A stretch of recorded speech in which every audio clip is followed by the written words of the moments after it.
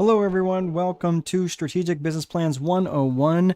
My name is Mark Dolfini. You're in Strategic Boardroom, and you are about to learn a lot of different things around business plans, specifically about creating a strategic business plan for your business, for maybe a business idea that you have, or maybe you've got an existing business that you want to expand or grow. There's lots of reasons to have a business plan, and we're going to get to those reasons today. So I've got a few of you already burning up the chat. I love that, by the way.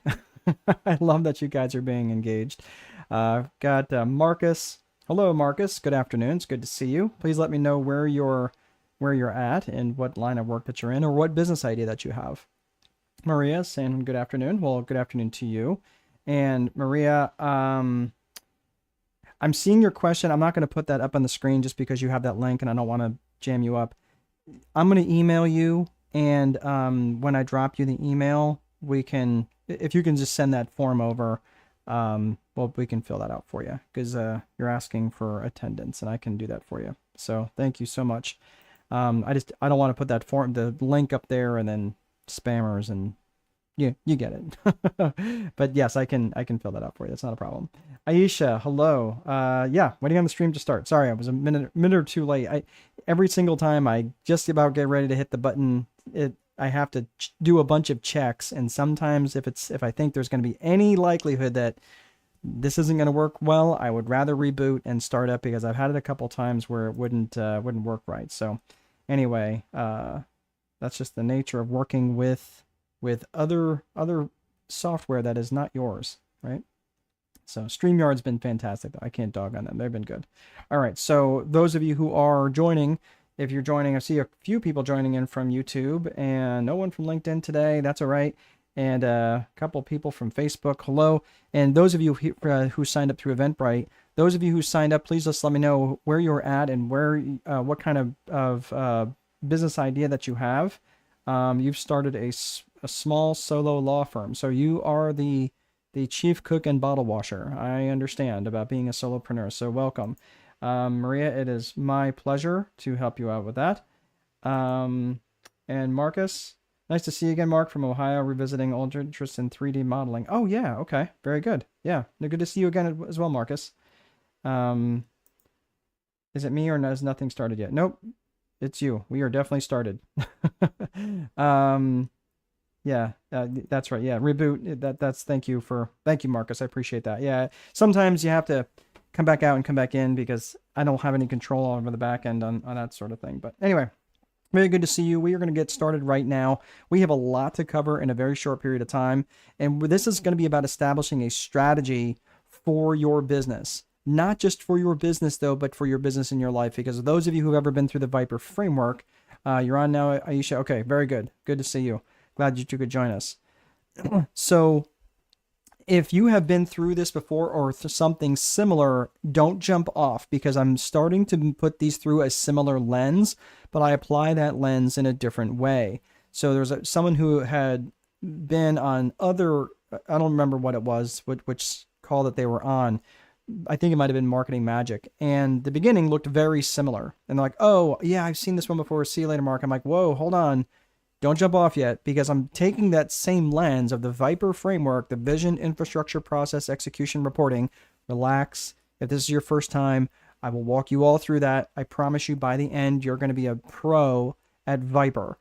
The thing is, I was applying that through a marketing lens, and that's the same lens that I use through the 4 core functions of business, through lead generation, through sales, through operations and fulfillment, and through accounting. So those 4 core functions, which again, relax, we're going to hit it all. Okay, so I just want to let you know that this is the framework that we're going to be using to apply through Business Plans 101. Because, by the way, when I put the Viper framework together, I was putting it together making sure that it's going to be a lens that can be applied through lots of different avenues. This is like my dissertation. This is like my capstone project. Viper is extremely well thought through, and you will see that today. So here's the question I have for you. Have you ever thought, man, I've got all these ideas, but I have no idea how to implement them? Say yes in the comments or say, heck yeah, I know exactly what you're talking about. Heck, every time I get out of the shower, I got a new idea. You know what I'm talking about?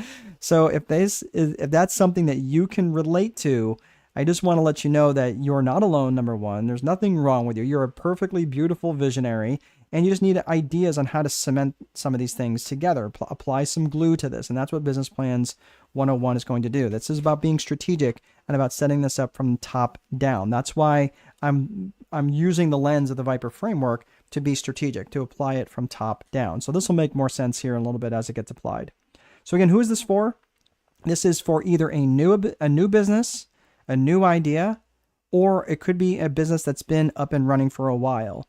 And you might be thinking, well, I can see maybe see the significance of putting it together for a new business, because it obviously helps get things sorted out in terms of doing a market analysis, doing a sensitivity analysis, doing a SWOT analysis, strengths, weaknesses, opportunities, threats, things along those lines, which you would normally see in any normal business plan.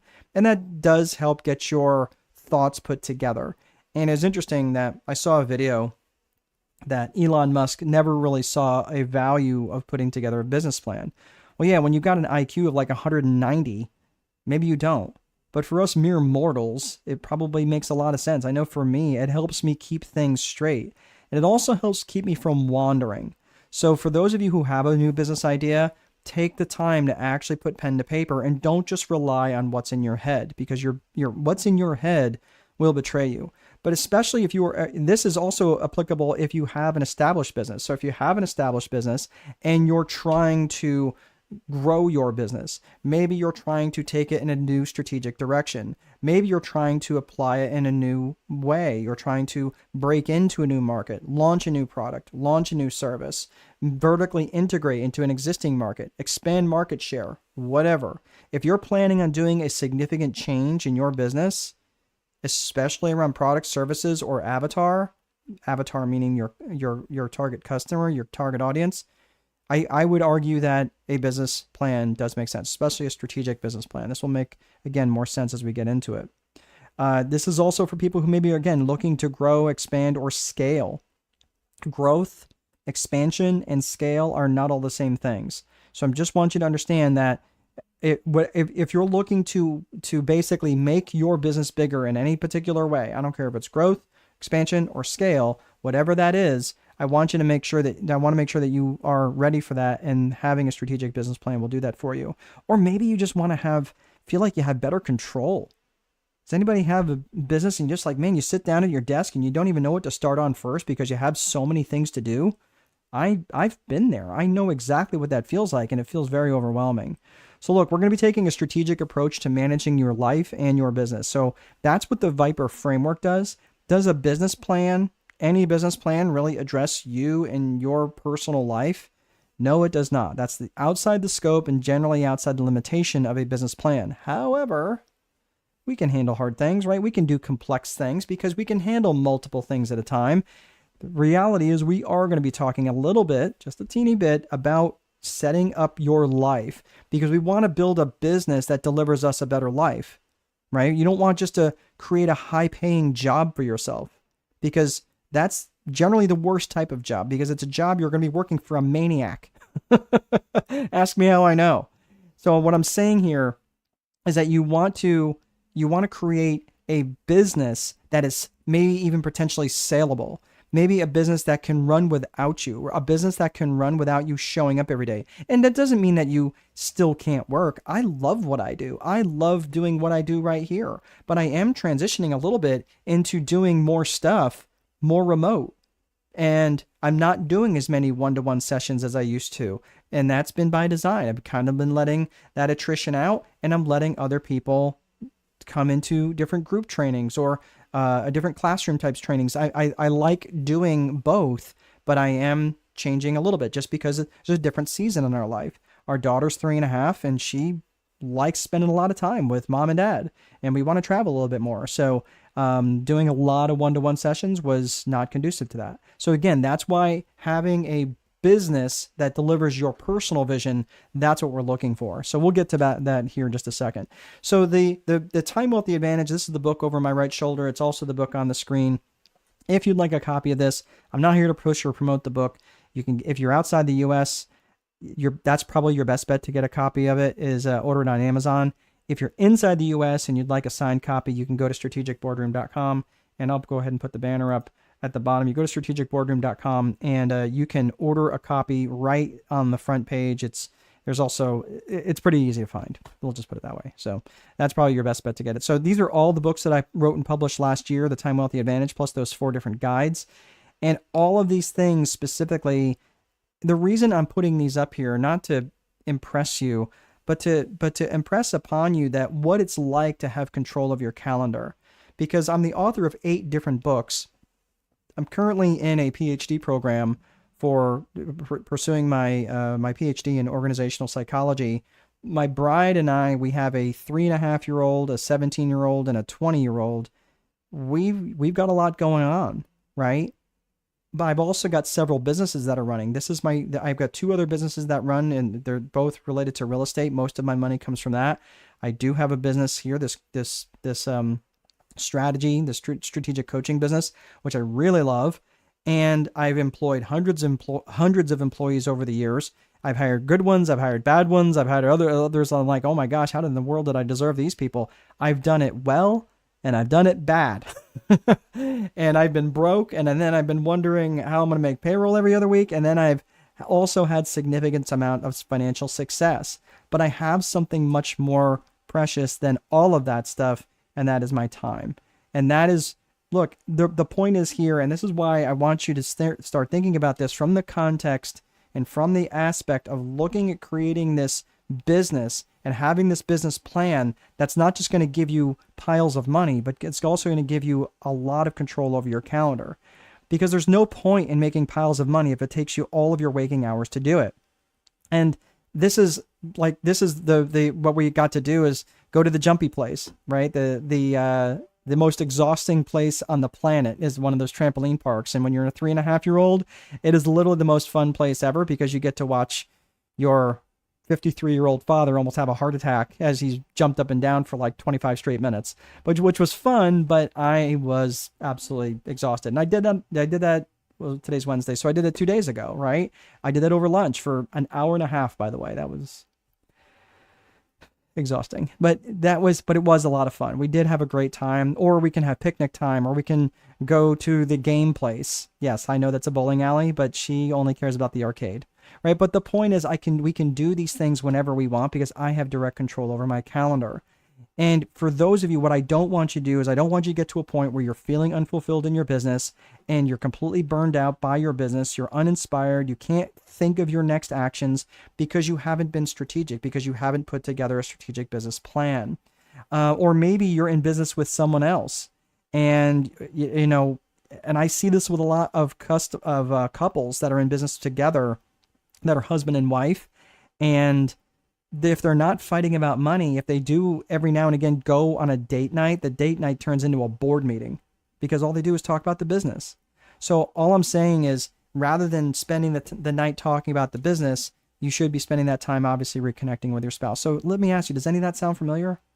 Okay. I mean, again, this is not judgment, it's confession. That's what my life used to look like. So this is the crux of Strategic Business Plans 101. So let's get to the agenda. We're going to talk about the systems part of the business, which is absolutely critical. You have to have systems for every business, and that's going to be part in the strategic business plan. By the way, for those of you who are signed up through Eventbrite, yes, you will be getting a replay, number one. And number two, for anybody that wants to stay on the call, you will be getting, I will show you how to get an actual download straight to your email, straight to your computer. You don't even have to enter in an email, how to download a business plan template for your business. I'll show you how to get that at the end. So there's a systems component to the business. And then of course there is a psychology component to business, and you have to have both legs. You have to have systems, you have to have psychology. And if you don't address both, your business is not going to be highly functional. The last component we're going to talk about are the 4 core functions of business. And it has to be true in every single business. Every business has these 4 core functions, and that's just the way it goes. Because if you don't have all 4 of these functions, it's basically a side hustle at best. So when we're talking about the business approach, by the way, if you guys have any questions along the way, go ahead and put them in the comments, because I will have some natural breakpoints here.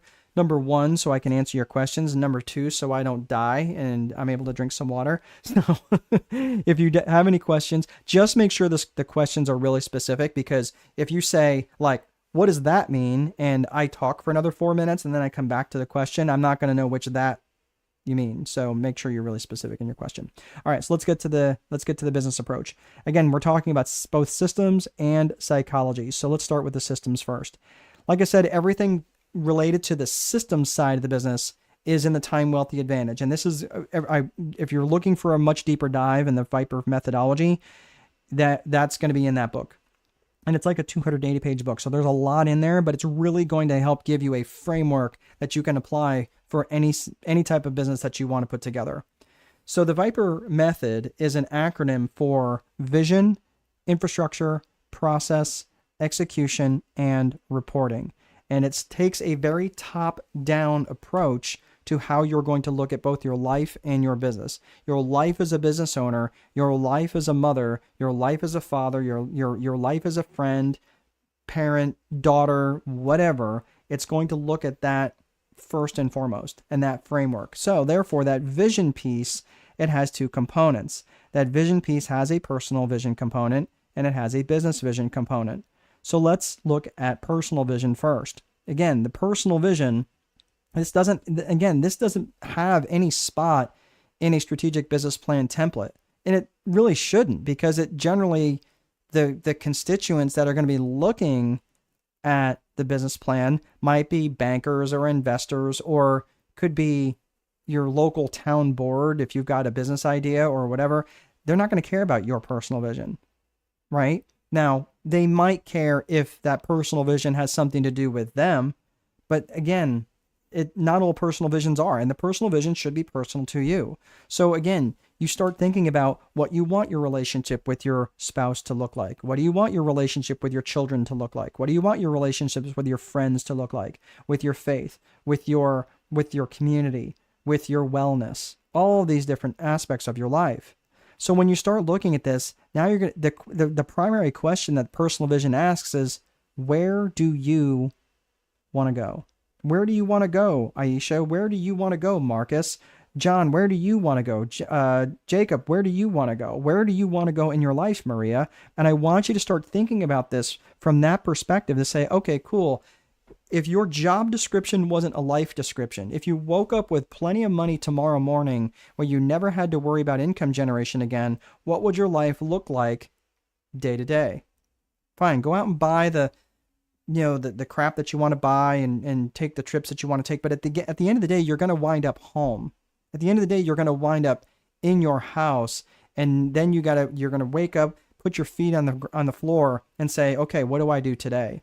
Because the problem is, most business owners have the same series of Wednesdays over and over and over again, and they create this prison for themselves that they can never extract themselves from. That's what we're trying to avoid up front. I don't want you having that same thing where you've got so much money, you're like, oh my gosh, I got so much money, I can't, I couldn't spend it all. Okay. But if you don't have a personal vision of what you want your life to look for, you're going to be equally as miserable. And I will tell you this, I'll make this quick point, and then I'll tell you this other thing. But the business vision is like, okay, so once the personal vision is defined, the business vision is going to say, cool, great, how are we going to get there? So you reverse engineer this business that's going to deliver this personal vision for you. That's the whole point of being strategic. You're starting with the end in mind. And it's interesting, the point I was going to make here about where it is you want to go, and not having this personal vision first. I've sat in, I don't even know, dozens at this point of seminars and conferences and masterminds, sitting in there with people who I know legitimately are making a lot of money. Some of them are making net 6 and 7 figures a month. And meanwhile, their life at home was a complete barn fire. And you know what the thing that they were most worried about? Getting an extra comma in their bank account, making an extra however many, hundreds or millions and put in their bank account. That's the thing they were most worried about. And the reason for that is because they never came up with a personal vision. And the danger in creating a business vision before creating a personal vision is that you end up creating a life that exists to serve the business. And again, I'm not suggesting that that's irrelevant. It just can't come first.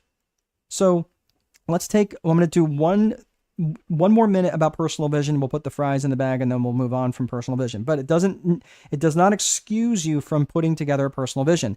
If you go into the school community, where I'll talk about the community here in a little bit at the end if you're interested, but this is something that we talk about all the time. This is something we talk about in the masterminds all the time. We have an in-person mastermind coming up in June in Clearwater. I think it's June 18th and 19th.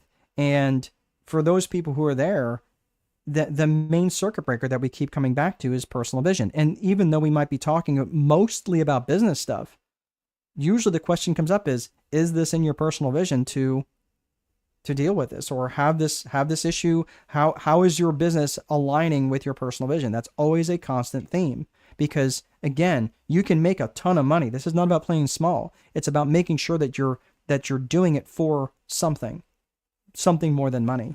So the personal vision here is you could come up with a 100th birthday speech, where the 100th birthday speech is you're turning 100 years old. Who would you have in the room? And what would you say? And what would be the message that you would want for others to carry outside the room when you were done speaking? What are some things that you just look forward to, right? You don't even have to take the 100th birthday speech out of the equation. What are just some basic things that you look forward to? Or finally, what are just some things you've always wanted to try? What about those sorts of things? What would that look like for you? Now, for those of you who are like, man, 100th birthday speech, dude, I'm in my 20s. That's like, 75 years from now. I'm not even thinking that. Okay, fine. But if that's too far out for you, start thinking about a next milestone. Maybe when you're turning 40, or maybe when your kids are turning 18, or some other milestone. What would be the speech that you would say? Who would you want in the room? And what would you say? So let's put the fries in the bag on personal vision for now. Let's talk about business vision. So from here forward, we're going to be talking about business stuff, and specifically related to the things that you're going to put into your business plan. So let's start thinking strategically. So in order to think strategically, we have to think top down. In order to do that, you need to start defining the basic building blocks of your company. And this is the DNA of your company. And that DNA is defined by 3 C's. The 3 C's of business vision are core purpose, core values, and client avatar. Core purpose, core values, client avatar. So this is, hang on one second, Marcus, I'm going to come back to that. So the anytime that I get hired as a strategist or as a fractional CSO is a chief strategic officer, anytime I get brought into an organization acting in that role, I'm looking through this lens right here to see whatever dysfunction may reveal itself. And if they're telling me up front that, well, we've got problems with our staff, that there's lots of gossiping going on, they're just not getting along, they're not working together, there's lots of turnover with our staff, there's lots of attrition, there's lots of turnover with our customers, we're just not profitable, we're not keeping as much as we should, we're having trouble keeping or attracting the right customers. All of those things that I just mentioned are related to one of these 3 C's of business vision, and sometimes multiple things. So I'm just letting you know, you can spend time doing this or not spend time doing this. It does not affect me at all. But if you do this, it will absolutely change your life. So let's get into a little bit of this. I don't have time to unpack these really, really deep, but I'll give you a couple things just to kind of chew on. This is something you can get into much later, or much deeper if you prefer. If you want to buy the book, you can do that.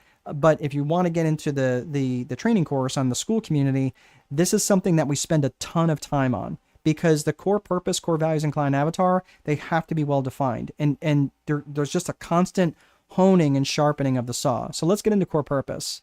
Core purpose is specifically what business are you in, and specifically what problems do you solve. And it's really important that you be really specific. Because if you're not specific in the core purpose, what happens is people start to get really confused about what it is that you do.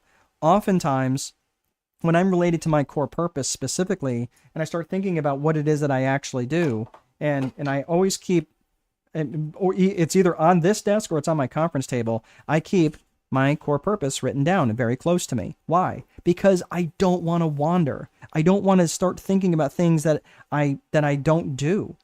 Because you want to think of yourself as, look at the framework of a mechanic. And a mechanic is, they do a certain amount of things. The mechanic will work on your passenger rated vehicle, and they will do things like replacing headlights. They will replace your tail lights. They will replace your brakes and your belts and do tune-ups and things like that. Will they work on your dump truck? No, they will not work on your dump truck. You know why? Because that's outside of the scope of what they do. So it's about being obnoxiously about what you are good at and kind of obnoxious about what you're not. Will they work on your lawnmower? No, because they probably couldn't charge enough to make that worth your while. Okay, fine. Would they work on my transmission? Probably not.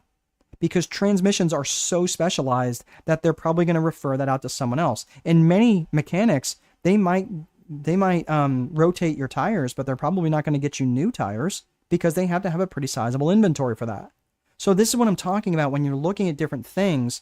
Like, it's really important. Yes, you can have a grouping of services, of products and services that are specific to your avatar, but draw that line in the sand. Specifically, when I'm looking at mine, like, I like to teach, I like to educate, and I keep this on a list. I teach, I educate, I train, I create courses, I write books, I have one-to-one sessions, I have group trainings. These are all the things around a specific avatar, around specific people that I like working with. Generally business owners, generally entrepreneurs. They tend to be married. They tend to be Christian, right? Not always, but I'm just saying these are the sorts of people that I tend to attract who I like working with. Okay. So, but you can't do that if you're wonky on your core purpose.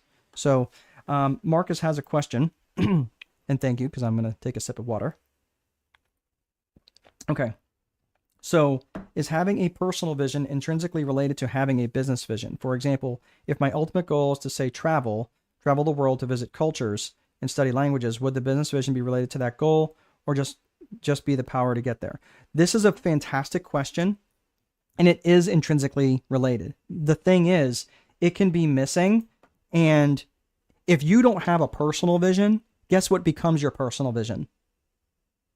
Your business vision. Your business vision becomes the personal vision. And that's how you create a life that exists to serve the business.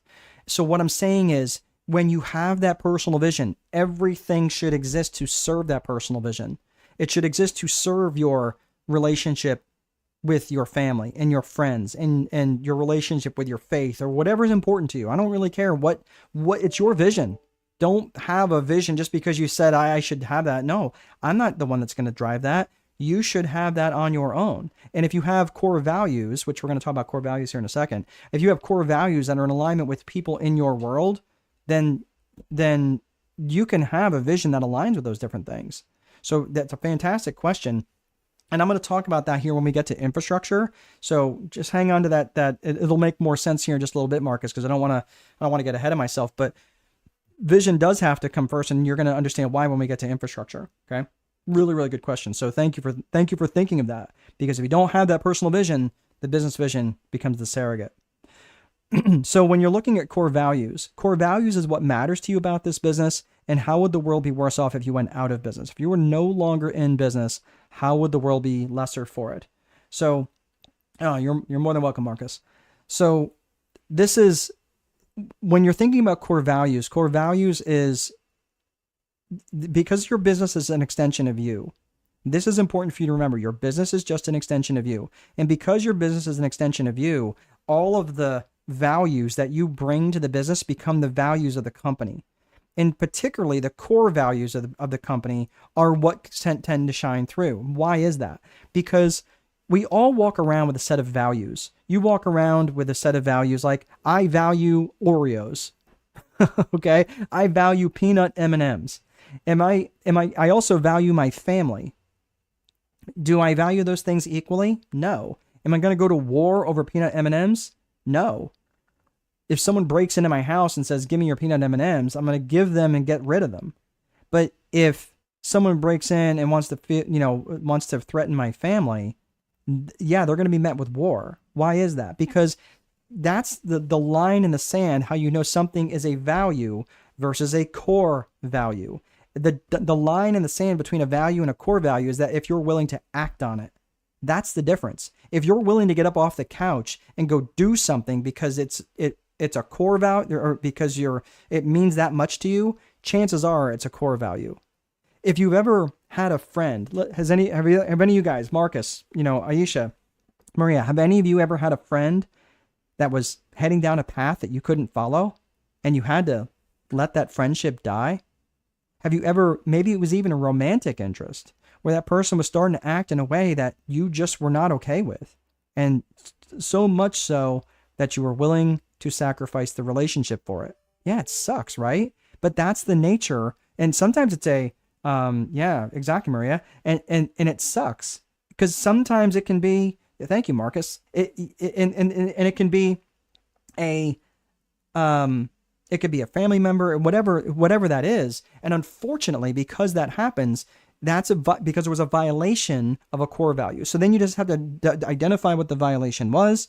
Maybe they were lying to you, they were dishonest, they were whatever, maybe they because you've got a strong sense of justice and they were doing something that was clearly wrong and you have a higher moral sense for justice and you're like, no, I can't do that, right? Whatever it is, you have to think of the opposite. So if they were violating the law and you're like, well, no, justice is important to me. Or if they were acting out of integrity, meaning that what they said and what they did were not in alignment. That's integrity, right? They were lying to you. That's honesty. Whatever that is, that's how you can start to define what that core value is. And that's how you're going to apply these things to your business. Why does this matter? Yeah, thank you, Aisha.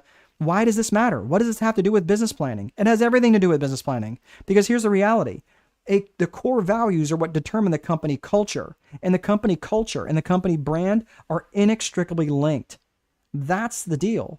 So if you're trying to build a business and you're really trying to build a world-class organization, you cannot do this without identifying the core values.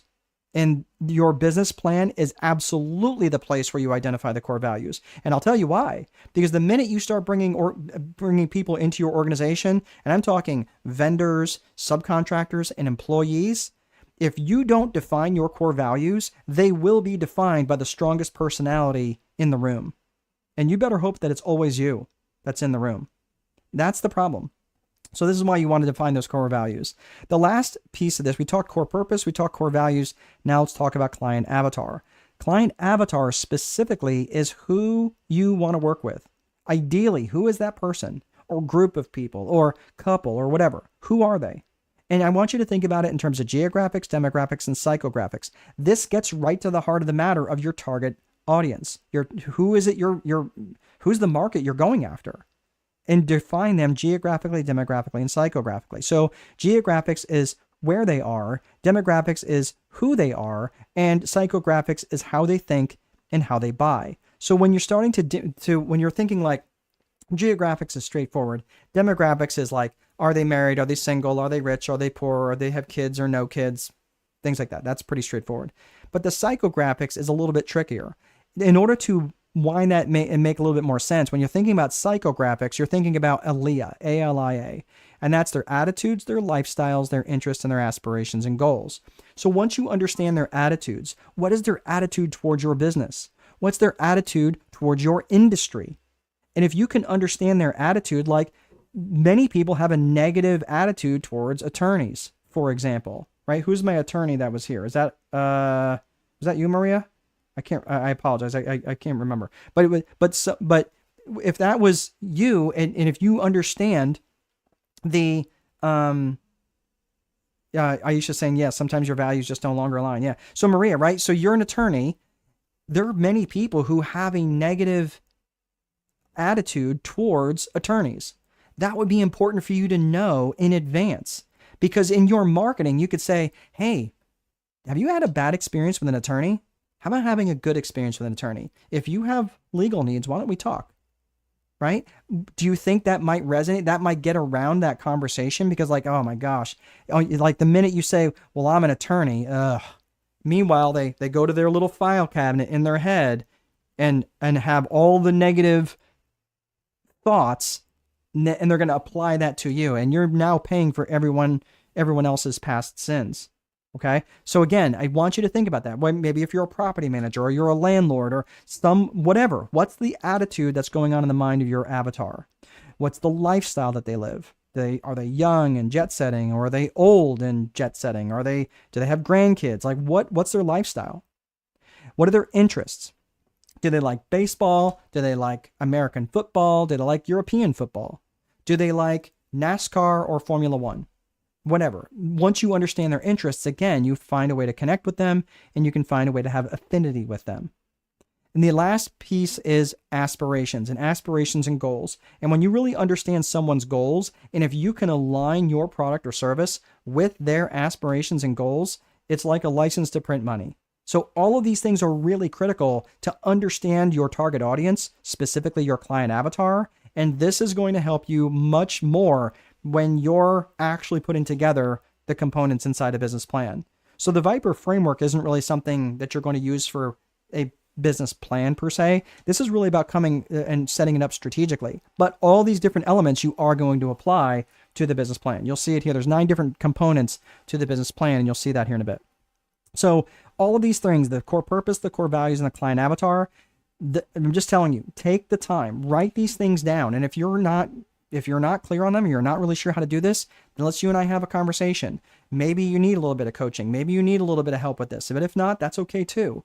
But the thing is, I would say from a perspective of from a 1 to a 10, for each one of these things, 1 to 10 on your core purpose, how clear are you? 1 being very low, 10 being I'm super clear.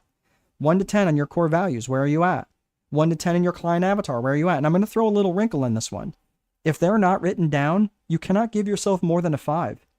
And I'm telling you, like, you have to have these things written down, because I will tell you that your mind will play tricks on you. And when you start writing, you're like, no, it's right up in here. Okay, great. You got it in your head, but then it starts to evolve and you have nothing else previous to compare it against. So that's why you got to be careful about relying on your memory. So this is once we got this clear for a specific client that I was working with, this guy, Aaron. He's a fractional CFO and he's holding his very first check. And once he defined his client avatar and he really started, he wasn't spending a lot of time on his core values, but he was getting there. But he really spent a lot of time on his core purpose, and he really spent a lot of time on his client avatar. And that check that he's holding was within 6 weeks after doing this, he got his first check. Let me zoom in on that check a little bit. He's holding a $50,000 check. That was their first payment to him. And they remained a customer for 12 months. So it was a $50,000 buy-in to his retainer, and they were paying him $5,000 a month after that. So this is what I'm talking about. Like, this is a very real world way of how this actually works. So again, we talked about vision. Now let's talk about infrastructure. So again, we talked about personal vision and business vision. Let's talk about infrastructure. Infrastructure is the bones of the business. And this is the stuff that no one really wants to think about until they're sold on it. Okay. So, so Marcus is saying 1 out of 10, very unclear. On all 3, Marcus? Is that, Aisha is saying, yes, sometimes your values no longer align. Yeah, and that sucks, and especially when, this is one of the reasons why when I do work with business owners, especially business owners who are couples, I really do insist on working with both of them. Because number one, I don't want to keep secrets. I'm not going to keep secrets. If you got something to say to me, trust and know I'm going to say it to your spouse. We just need to figure out a way to say it. Right, if it's any sort of secret. So don't tell me something you don't want that person to know, because we'll figure it out. But I'm not going to go blabbing, but I'm just going to say, like, I'm not going to keep secrets from another. You're not going to play me against them, and we're not going to do that. So, but whenever I have worked with someone and I start to recognize that they are pulling away from their spouse in terms of emotional intelligence and the requisite variety of knowledge that they're gaining, and that's starting to leave them behind. So it's really important that you have all the stakeholders. And this happened, unfortunately, with a family. And I tried my best to warn them. There was one person who was continually working with me, and there was 2 others that were continually not showing up for the calls. And that's exactly what happened. That person grew so fast and so far in their requisite variety, their requisite knowledge. And unfortunately, that person is, I say unfortunately, but they're not getting along now. And that other person is significantly farther ahead in business than the other 2. So it's just unfortunate, but that's where it is. So, so Marcus is saying, personally, yes, all 3. I'm working avidly to figure the future out. Yep, perfectly. And this is a journey. This is a long journey. This is not just something you're going to figure out in an afternoon. Okay, so keep at it. My future in business and personal life identity. Yeah, good for you, man. Good for you. This is a journey, man. So, and this took me years to figure all this stuff out. And I'm in my mid-50s now. So the infrastructure is the bones of the business. And the bones of the business, when you're thinking about things like your desks and your chairs and your computers, software, things like that, your websites, your payment processing systems, things like that. And the infrastructure of your business is absolutely critical to the structure of your business. And many people don't think about infrastructure until they're like, oh, maybe we should buy this after the fact. You want to have this stuff planned in advance so you can be strategic. So when you're starting to think about, and you don't have to have all the infrastructure built out, you build your business like kind of like a Sudoku puzzle. But I want you to start thinking about these things now, because you're going to apply the infrastructure and processes. We'll talk about processes here in a second, but you want to start thinking about your infrastructure through the lens of the 4 core functions. Your lead generation, what kind of infrastructure are you going to need? What kind of software, what kind of desks, what kind of phone systems are you going to need for your lead generation? What kind of infrastructure are you going to need for your sales process? What are you going to need for fulfillment? What are you going to need for your accounting and your financing? And maybe there are enterprise solutions that go across all 4. That's great. For smaller organizations, that doesn't always happen. But this is an absolutely critical component to your business. So you're saying, well, Mark, if infrastructure is so important, and really this is all about business, right? The Viper framework really is about business. It is. Then why does vision come first? I'm glad you asked, and I'll be happy to tell you. So remember when Marcus was asking earlier, like he's got this personal vision and this business vision, okay? Well, let's pretend that Marcus, let's say he's got a personal vision where he wants to lay on the beach in Spain for 2 months out of the year, rubbing cocoa butter on his belly. Fine vision. If he builds an infrastructure that's going to require him to return emails and phone calls in a timely manner, that's going to be a horrible experience for him when he's trying to lay on the beach for 2 months out of the year, rubbing cocoa butter on his belly. Okay? So the vision has to come first, because you're going to build an infrastructure that stays in alignment with your vision for the future. Make sense? So that's why all of this is coming in this particular order. So when you're looking at the Viper framework, and Marcus, I hope that made more sense for you. So when you're looking at the Viper framework, you're looking at vision, you're looking at infrastructure, next is process. Process is simply how you do things. And it's from the perspective, from a tactical perspective and from a strategic perspective. Let's look at tactical first. Tactical is basically how you do things from a day-to-day perspective. It's your standard operating procedures. It's your checklist items. It's basically how you do things from day to day. So that is from your day-to-day activities. You're looking at things like, okay, your opening procedures, your closing procedures, different things related to bank, how you answer the phone, how you prepare bank deposits, all of the day-to-day stuff that you're doing over and over again. That is your tactical process. And that's going to be something that many people don't take the time to identify that stuff in a business plan, but it is important for you to start thinking of the bigger things now, about what that will look like now, because that's going to be more part of your operations manual, part of your standard operating procedures, not necessarily in a business plan, but it is worthy of you building that out now. And I want you to start thinking about that now, because again, the business plan is going to be somewhat limited. It's not going to get that granular, nor should it. You don't want to hand someone a 310-page business plan unless the thing is really requires it to be a 310-page business plan. I doubt that. So even the most sophisticated businesses probably need to be significantly less. But what I am saying is, if you take the infrastructure and the tactical part of process and you draw a box around that, that is your system. That's the systems component of your business. And in effect, what you did was you built a battleship. You built this warship that's sitting in the harbor. Now, here's the thing. You don't want just that battleship just to sit in the harbor, right? You don't want it just moored against the harbor and then get battered around by whatever economic winds happen to be blowing through at the time, right? No, you want to be strategic with that battleship. You want to take that battleship out of the harbor and you want to go make trouble, right? Go and drive that thing towards a strategic direction. That's why strategic planning is so important. So when you start thinking of not just the tactical part of process, but the strategic planning part of process, this is where we're driving the company in a very strategic direction. This is the crux of what you're going to be doing in the strategic business plan.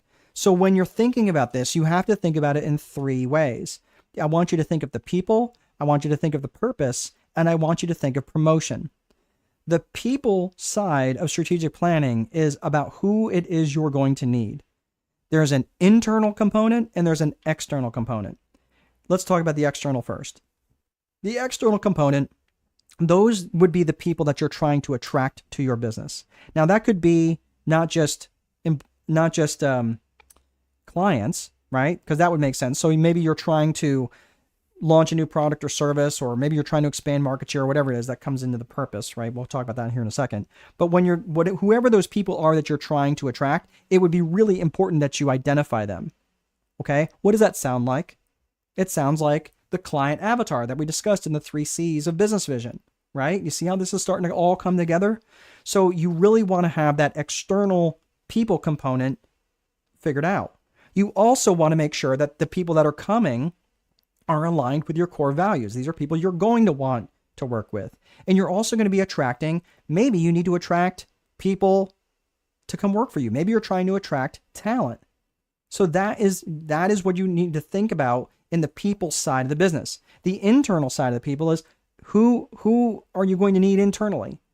Are you going to need to shift job roles around? Are you going to need to have conversations with your suppliers, with your vendors, whatever? These are so the people side of the component, you need to think about who you're going to need. And are these people, do they have skill sets that are outside of what you currently know? So let's put that behind us for people. Let's talk about purpose. When you're talking about purpose, your strategic purpose needs to be in alignment with your core purpose. Again, the 3 C's of business vision. And the reason why is because your strategic purpose may only represent a portion of the core purpose. So you might say, well, I really want to expand market share, or I really want to launch a new product or a new service, or maybe vertically integrate into an existing market. That's the core. That's the strategic purpose aligning with the core purpose. And when the strategic purpose does not align with the core purpose, it gets very confusing. It gets confusing for your avatar. It gets confusing for the people inside your organization. It gets confusing altogether. And that would be like when the strategic purpose doesn't align with the core purpose. That would be like if Starbucks started selling chainsaws. It doesn't make any sense. So that's when you start to align that strategic purpose and say, okay, well, that's going to prevent, again, I know what you're like, my fellow brothers and sisters of entrepreneurship. Every time you get out of the shower, you've got a new business idea and you want to do something different. So this is where this is going to help keep you from chasing all these shiny objects, the shiny object syndrome, where you're chasing too many rabbits and you don't end up catching any. So this is why you have to think about core purpose being aligned with strategic purpose. The last part of this is promotion. Promotion is just really, it's about communicating, but communicating and doing it a lot. Okay. So promotion is about telling your avatar, doing a lot of networking, do a lot of promoting, do a lot of marketing, do a lot of advertising, whatever that is. And it's continual. You have to do it a lot. And again, I have literally done 100, and I think at the last count, I've done 110 webinars over the last year. And guess what? There are still new people that are coming to me that have never heard this message before. And if you can check in Eventbrite and say, oh my gosh, he really has done 110. Yeah, I've done 110. And I have no intention of slowing down because there's so many other people that need this methodology because they've been sold on other frameworks that are just not helpful for what they need. So promotion is usually, you're going to be doing a lot more promotion. You're going to be so sick of your message long before your avatar ever even hears the message for the first time.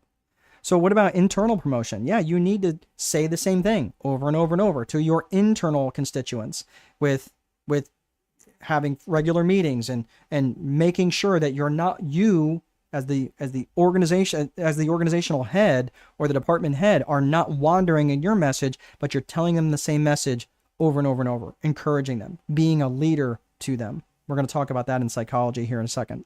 So that is the process. That is tactical process, and that is strategic process. So before we get to execution, Marcus has something else here. Good questions, Marcus, by the way. Thank you.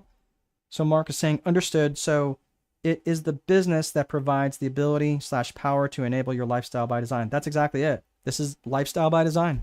And you're creating that business and you're reverse engineering that business to deliver that life for you. I have exited businesses that no longer served my personal vision.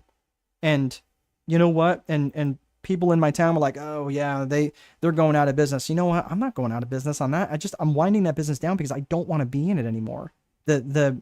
I don't enjoy it. And because I had to be so on top of it to just do it remotely well, I was like, no, I don't want to do that anymore. And there was other businesses that were SaaS businesses, software as a service, that did not align with my personal vision. So I exited those.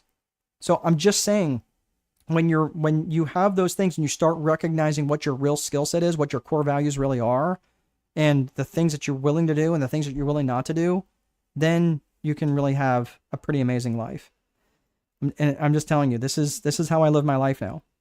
So the execution component, most plans fall apart in their execution. And this is why when General Patton, he recognized a good plan finally executed now is better than the perfect plan executed next week. He understood the value of executing well because, again, he recognizes that most plans fall apart in their execution. And the problem with that when it comes to the business context is that business owners, and this is particularly a problem I see among business owners and entrepreneurs who have all these different ideas, they have these to-do lists that are like 100 items long, right? Ask me how I know. Because when you've got too many priorities on your to-do list, it has the same effect as having no priorities. Let me say that one more time. Having too many priorities has the same impact as having none.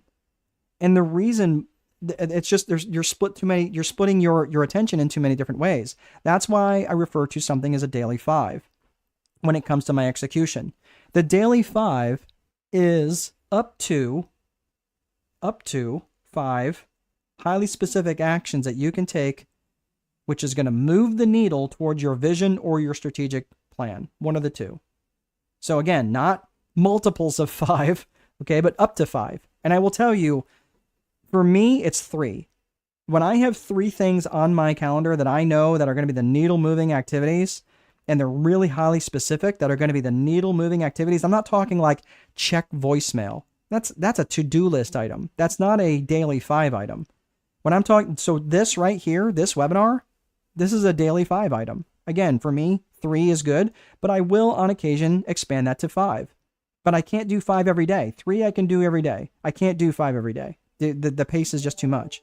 So what I'm saying is, whatever those needle moving activities are for you, that's where you have to have the daily 5. And really, they better be needle moving activities towards whatever it is your strategic plan or your vision. So the last component to the Viper framework is reporting. And this is a reporting function that you need to have. This is something that's identified within this strategic business plan when it refers to milestones.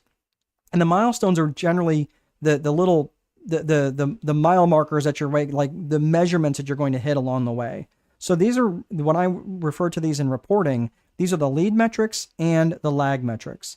The lead metrics, they're not about like marketing leads. These are about they just precede the results. That's why they're called lead metrics. The lead metrics are based on the actions and activities. That's it. What did you do? What actions are you specifically taking?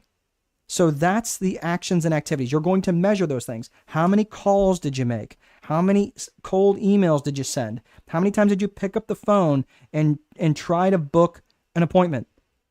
Now, the lag metrics, you have actually very little to any control over those at all. You don't have any control directly over the results. You have indirect control, but you don't have any direct control over the results because you may be picking up the phone and be very ineffective. You might be saying the wrong things. You might be doing the wrong things. It might be a wrong channel altogether. So if you're not getting the results you want, all you have to do is look at the actions and activities. And if you're doing enough of those actions and activities in a very repetitious way, and you know that you're doing this one thing, and then you change one variable, okay, now I can start doing it slightly different and seeing what my results are going to be like that. But if you're doing random acts of marketing and you're like, yeah, but I'm doing all this different stuff, again, you're not being strategic about this. You're not being scientific about this. You have to think about the actions and activities you're doing specifically so they're measurable, so you can check them against your lag metrics, your results. Okay? So it's really just as simple as that. So that is the Viper framework: vision, infrastructure, process, execution, and reporting. All of this, you can take the information you get from this, that from the research that you've done, and you can plug that directly in to the strategic business plan template at the end. So most of this stuff, everything here that I talk about in the community at school.com/strategic boardroom. I'll show you more about that at the end, but I know some of you were right at the top of the hour, so some of you might have to hop off. But if you are going to stick around, I'll probably got about another 15 or so minutes left on this. So if you can stick around, I'm going to get to the rest of this, which is about the psychology of the business. We talked about the systems. Now let's talk about the psychology. So again, when we're referencing the psychology side of the business, look, the truth is this: the systems are important, but systems will only get you so far. They are important for stability. Systems are necessary for consistency, and they're also helpful for holding people accountable because they're systemic. They're going to produce the same thing over and over and over. That's the power of a system. However, systems are limited because they're not great at making subjective decisions. Okay, they're operating on an algorithm, or adapting to rapid market changes, or coming up with creative solutions. They're not really great at that, and even initiating or maintaining human connections. Human connections is the key. I hear people, oh, but AI. Really? Really? Do you love talking to an AI when someone sends you a call? Or do you really love talking to a human? It's the human connection that's never going to be set aside. It's just not how we're wired. So when it comes to psychology, we're looking at from both a personal and individual psychology perspective, as well as a business and organizational psychology perspective. So from the personal and individual side, you're looking at things like self-worth and self-management and limiting beliefs. When you're looking at things like business, there's an external component and there's an internal component. Let me unpack a little bit around personal psychology, and then we'll get to the business psychology here for just a second. So these are all things, again, like I said, around personal, there's self-worth, limiting beliefs, these even things around emotional intelligence. All of these things are related and directly correlated to self-sabotaging behaviors that I see business owners engage in all the time. So let me ask you if any of these things individually sound familiar. Procrastination.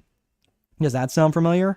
How about seeking perfection? That, once this thing is completely done perfectly, then I'll launch it. That was my life story when I was publishing my first book. That was driving me absolutely bananas. Or doing the absolutely unnecessary versus the important, right? Let me organize my paper clips before I make those sales calls. Hiding an activity where you're just burying yourself in busy work, but not really the important work, or hiding an inactivity where you have so many things to do, you don't even know what to start on first. How about lying to yourself because the truth just isn't good enough, or you can't face the truth, or setting impossible standards like, once I make, $500,000 a year, then I can retire. Meanwhile, you've never made more than $70,000 in a year. And by the way, all of these things that I'm mentioning, this is not judgment. This is confession. These are things that I'm either actively still struggling with or have struggled with to a much greater degree. I've set a lot of them aside. I would say a lot of these are definitely more blunted than they were. But I might be done with it, but it's not done with me. So you have to recognize these are things that you constantly need to be vigilant for and working on. How about these things? Not finishing things. Have you started things and not finished things? That was the nature of my life until I actually started to recognize how to finish a book. Just reading a book. And last year I read 42. The year before that I read 41. So how many times have you started something and not finished it? Or allowing distractions to occur in your life, or accepting lower standards in your life, letting people treat you badly, not rewarding yourself, or not having downtime, or having a fear of failure or fear of success. Let's pull over and park here and talk about that one for a second. Fear of failure is really more tied to a fear of ridicule, if you think about it. Fear of, I'm going to look silly if I do this thing and fail. Man, who cares? Who cares? Would you rather stay mediocre? or a fear of success, where it's much easier to never have something than to have it and lose it. I dragged that around for years around my neck like a millstone. How about false arrogance? Everything's great. No, dude, everything's not great. Like, you're literally not facing reality. Or rescuing other people. How about this one? Why would I rescue other people? Oh, you're a mess? Let me come fix you. Because when I'm fixing that other person, who am I not fixing? Not fixing what's going on in my own head trash. Or nitpicking and picking fights, complaining, thinking that I've arrived. Oh, thank God I don't have to read any more books. I've arrived. I know everything I need to know.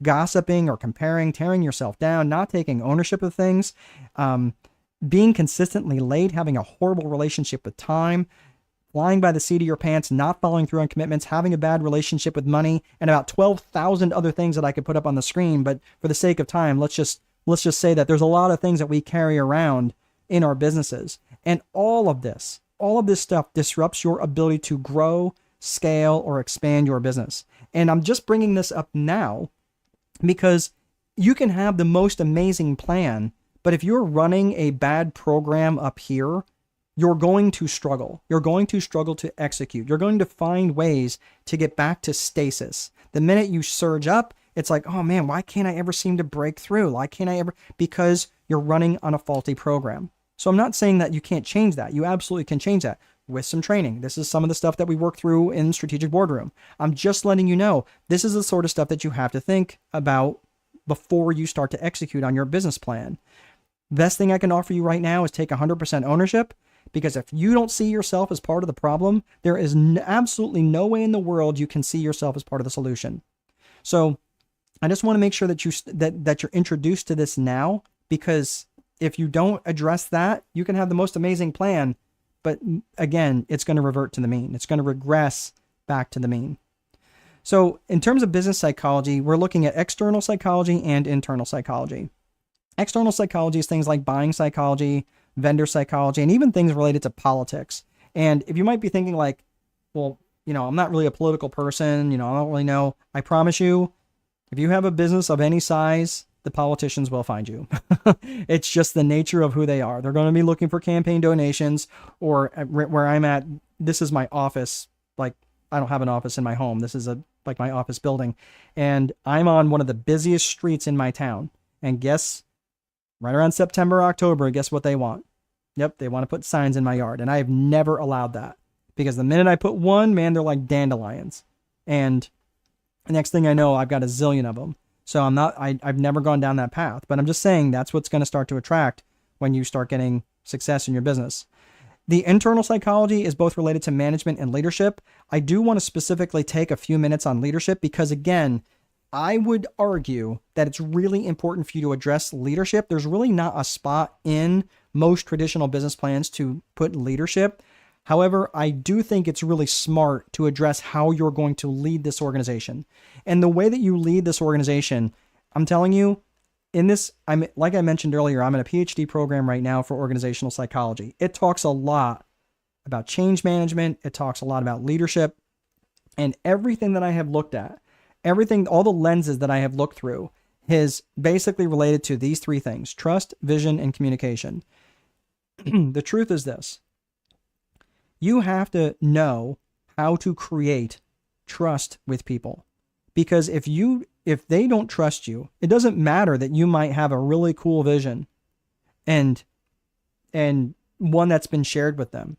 It won't matter that you're an amazing communicator and that you speak eloquently and you do all the right things when it comes to communication. If they don't trust you, you are not going to be effective as a strategic leader. You just won't. You just won't. When it comes to vision, let's say that they do trust you. Let's say that you spend a lot of time bringing them into conversations and really developing and creating trust with them. And there's 7 elements of trust around character and competence and caring and communication, consistency, and communication, or I think I skipped one. No, communication. Yeah, it's communication. Communication, commitment. Commitment was the one I skipped. So my point is that those 7 elements of trust are so critical, because once you create a trust with them, that's great. But if you don't have a vision that you have shared with them and they have felt like there's some buy-in, that there's some input to that vision, and you've asked them their opinion on that vision and it's a shared vision, most people are much more inclined to carry a ball that they helped inflate. But if you brought the vision down like you're Moses and just laid it in front of them and they have had no input, again, you're not going to be effective as a leader. And you may not even know why. But let's say that, again, you do have their trust and you do have a shared vision, but you're a horrible communicator. And you basically type back to everybody in all caps, or you send one-word replies in your emails, or you don't communicate often enough, or you treat communication like a megaphone and not a telephone. That's a problem. Again, you're ineffective in your communication. You're not going to be effective as a leader. So you might be thinking, does leadership really matter that much? Absolutely it does. And I'm going to show you why. The leadership, I'm writing my 9th book. It's called Leader Boss. And Leader Boss brings together these two ideas of compassion and candor. Compassion is when you really care about someone and you really do have compassion for where they're at. But compassion also gets, when there's too much compassion and not enough candor, when you're saying like, oh my gosh, I really care for this person. I really, my heart hurts for that person, but you're not being honest with them. You're not bringing enough candor to the conversation. You're not telling them the things that they actually need to know. That's when a boss gets walked all over. That's when people say, oh, I'm too nice. Okay, yeah, you're too nice, because when you're too nice, what ends up happening is people walk all over you. That's when you have too much compassion and not enough candor. However, let's say that you have too much candor and not enough compassion. That's when they're going to say, have you ever heard the phrase like people don't care what you know until they know how much you care? That's very true. They need to have some sense that you have some compassion for them. But if they feel like all you are is just bottom line and you become very legalistic, like, oh, you got to follow the policies or you're going to get written up, dude, they are going to do exactly what you want them to do and not one thing more. Don't ask them to show up early. Don't ask them to show up late. I mean, that's just the way it is. And that is because you have too much candor and not enough compassion. So I would say that it takes equal amounts of both. You have to have equal amounts of compassion and candor so that when they're showing up in a way that's not conducive to the environment or the vision of the company, you have to be able to say, hey, look, man, I like you as a person, but this behavior can't fly. All right. So that's the main premise of Leader Boss. So level 5 leader companies, level 5 leaders were defined by Jim Collins, and John Maxwell defined a level 5 leader slightly differently. But the point of both of those descriptions of a level 5 leader, they define these people. Jim Collins was the author of Good to Great, Great by Choice, Built to Last. He's written a bunch of books. John Maxwell's written all the books, literally hundreds, probably more than 100 at this point. But when they refer to level 5 leaders, they're talking about people who are putting the organization first.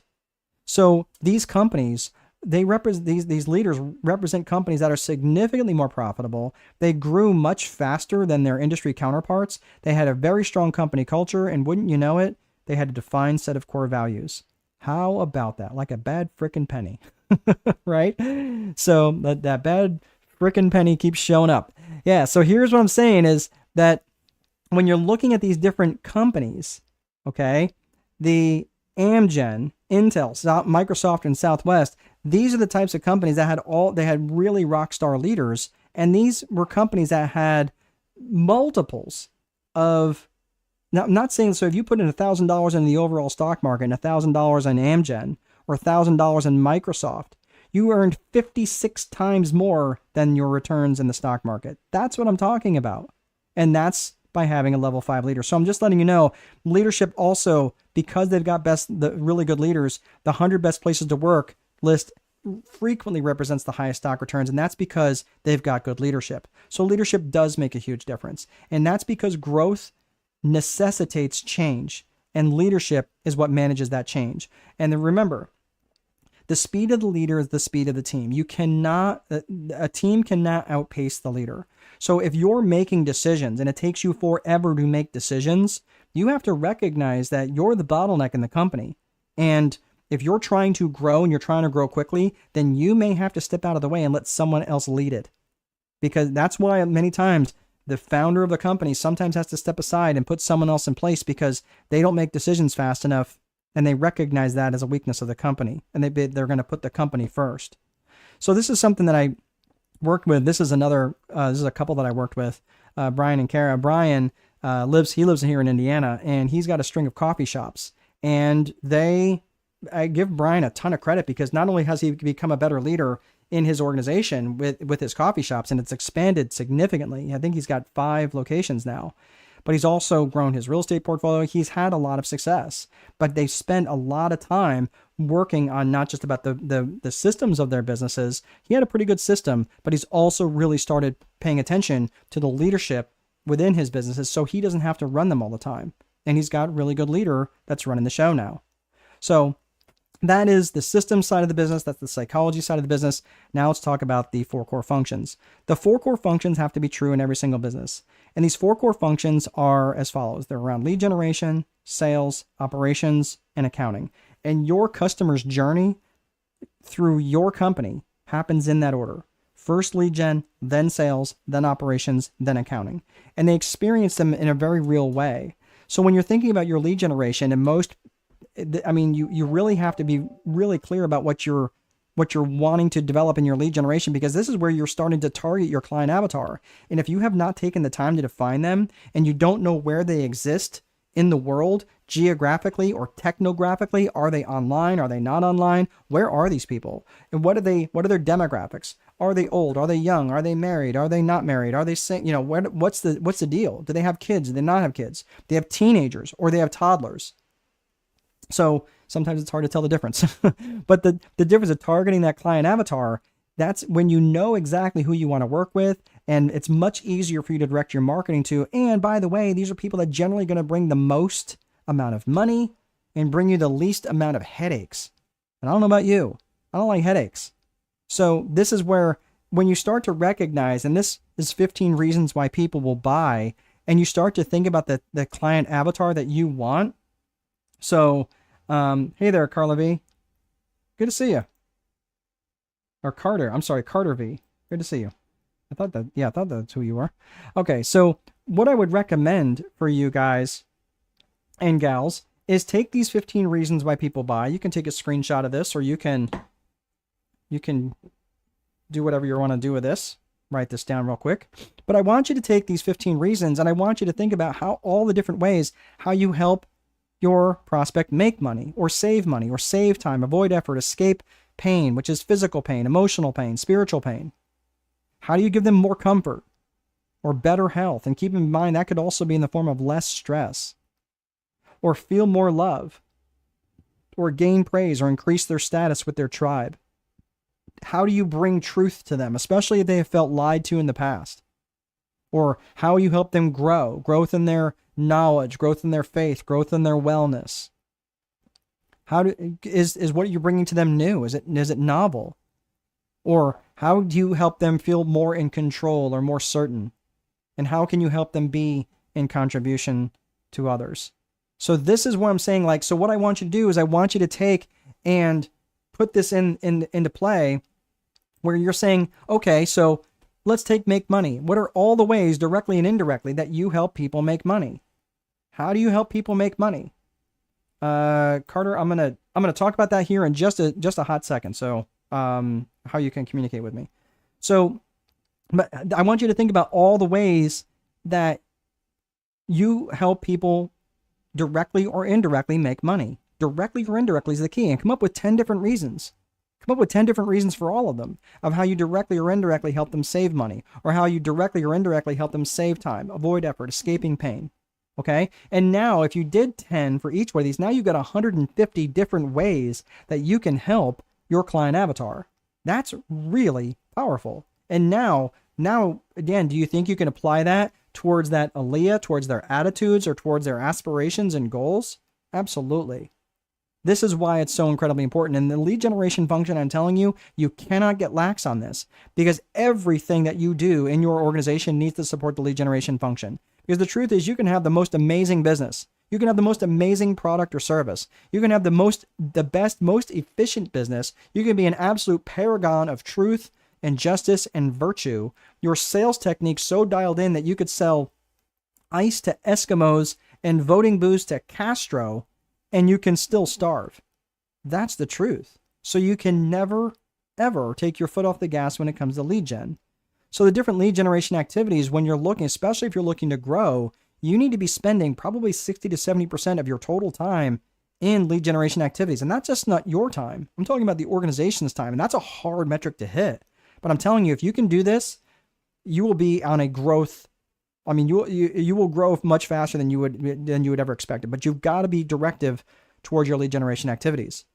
So once you're in your lead generation function, that attracts the client avatar. Now the sales conversation, it just continues the conversation that's been started by the lead generation function. And most effective sellers understand that effective selling isn't about holding people's heads underwater until they say yes. It's about finding effective solutions. So then these people, once they've been closed, then they get handed over to fulfillment and the operational function. Now, generally, with most business owners, if you're going to get stuck, you generally get stuck in the operational function. And that's where you get stuck doing the websites or the whatever business that you happen to be in, whatever the core purpose generally is. And the last function is if you are going to ignore something, generally you're going to ignore the accounting. And it usually sounds something like this. Well, I've got more money in my bank account this month than last month. I must be doing okay. Okay? And I have an accounting degree, by the way, and I have said those words. I am the least qualified person to do my own books. Not that I'm least qualified. I'm least qualified because I know I won't do them. I would have to fire myself after the first day. So, in that same vein, let me ask you, are all these things the same skill set? No, clearly they're not the same skill set. That's the issue. So when you are bringing people into your organization, guess what you're going to bring? Guess what I want you to think about when you're bringing people in your organization? That's right, your core values. These core values, again, are going to be people that align with how you are going to do business, what matters to you about this business, and again, the lines in the sand that are almost the fireable offenses if they violate them.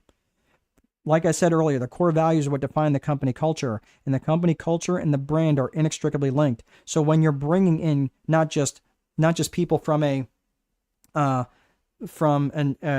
employee perspective, but you're also bringing in those customers that all are in alignment with those core values. And the nice thing about core values too is they create a sense of unity, and the vision that you've created will thrive in that environment. So the business plan, that is everything I have. So for those of you are, let's see, Carter says sales, strategic solutions and positioning. Oh, is that what you do? Okay, perfect. Excellent. So the business plan here, well, I'm going to show you guys here really quick about how you can get a copy of your business plan. Again, you can just go to my website and download it. You don't have to enter in any email or anything like that. But the 9 components of the business plan itself are going to be related to industry, product or service, your target market, which is kind of related to the client avatar that we talked about, which is, then we're going to be talking about demographics, the market size, the competition within the market, and then the marketing strategy, how are you going to actually reach those people, critical risks, your SWOT analysis, your strengths, your weaknesses, your opportunities, and your threats. And sometimes it's a little bit tricky to do on your own. Sometimes you really do need someone's help. So if you have someone to help you, definitely get them to help you. If you would like my help on that, let me know. I can certainly talk with you about that. The financial side of the business plan, and also the metrics and milestones, which is the R in the Viper framework. Okay.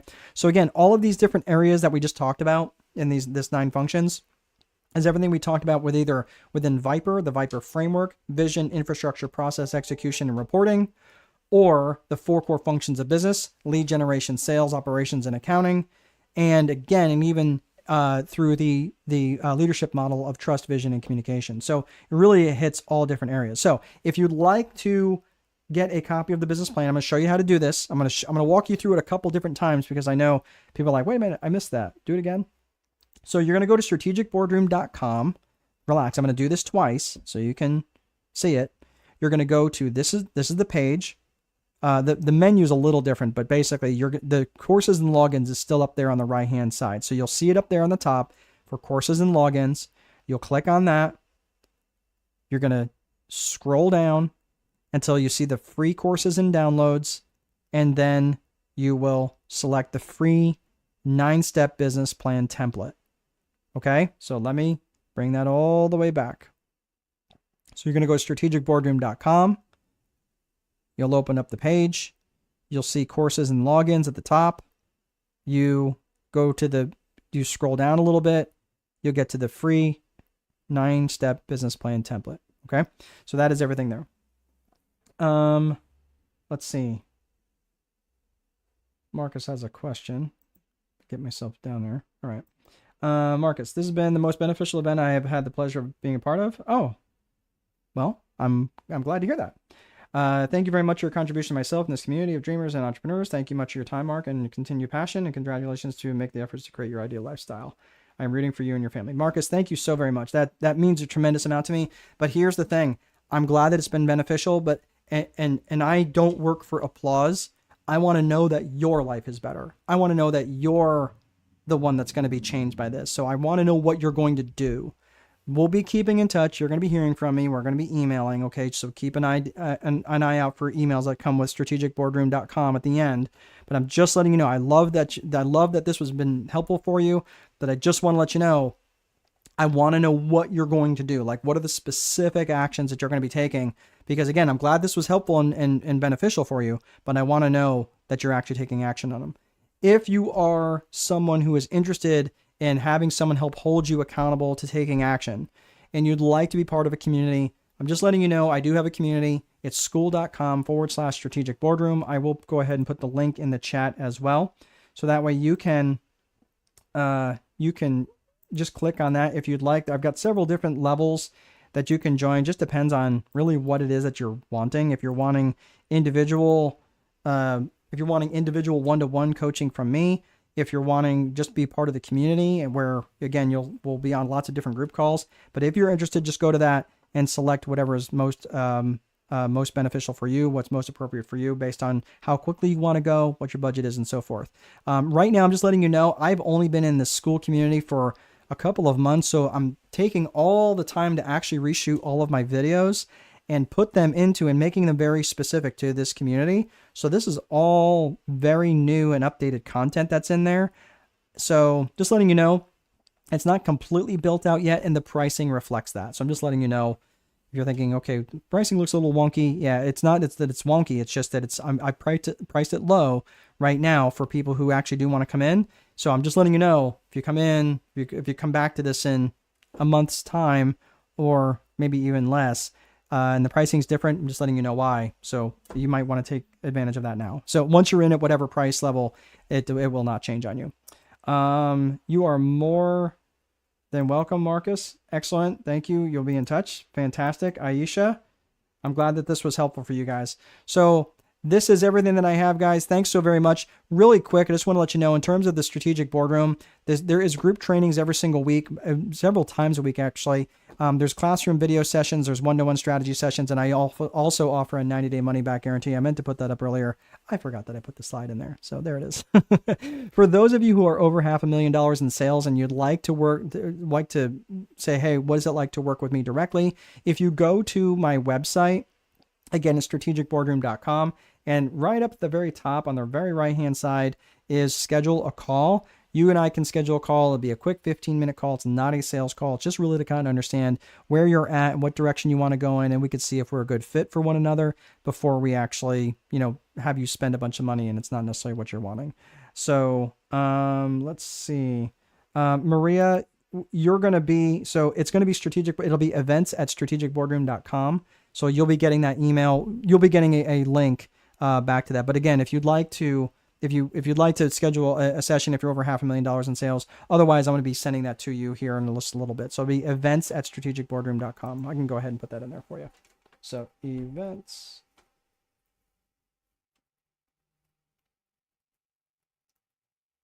Sorry, this is.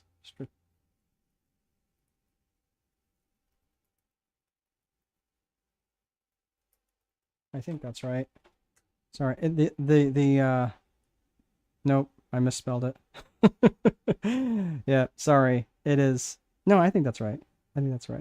So You see there. Events at strategic. No, strategic. Don't type that one. That one will not work. Sorry. It's events at strategicboardroom.com. I can't, the font is so small and I don't have my glasses on.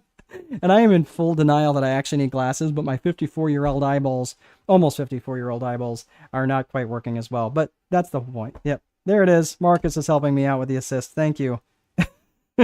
That's it. So we'll have, there you go. Everybody's got it now. All right. So probably going to be getting a bunch of emails from Russian brides or whatever those spam bots are. Okay, so that's everything I have. All right, everybody, thanks so much for hanging around today, and I will see you guys in the boardroom. Take good care. I'll see you next time.